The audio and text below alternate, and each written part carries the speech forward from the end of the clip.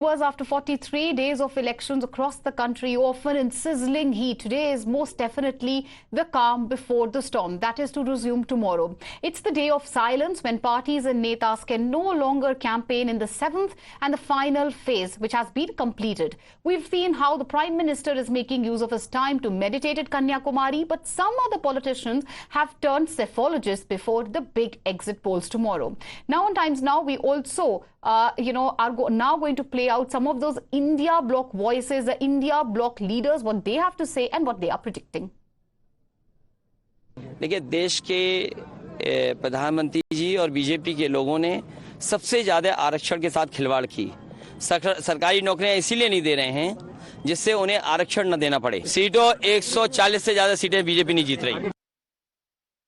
और इस बार इंडिया की सरकार बनने जा रही है, हम लोग 300 पार कर रहे हैं और मोदी जी को उनकी 3 महबूबा जो है वो चुनाव हरवा रही है, जिससे सबसे ज्यादा प्यार उन 3 महबूबाओं से करते हैं मोदी जी। पहली महबूबा है बेरोजगारी, दूसरी महबूबा गरीबी और तीसरी महबूबा महंगाई। ये तीनों महबूबा मोदी जी की चुनाव हरवा रही है। But the BJP is not interested in the opposition claiming it's winning these elections. Raksha Mantri Rajnath Singh is adamant that its pre-poll prediction of 400 par is going to prove accurate. 400 से अधिक सीटों पर विजय प्राप्त कर रही है।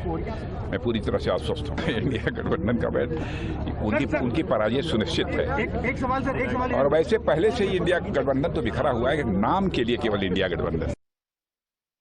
आगामी 4 तारीख को जब नतीजे आएंगे तो भारत का परचम विश्व पटल पर लहराएगा प्रधानमंत्री नरेंद्र मोदी जी की तीसरी पारी में।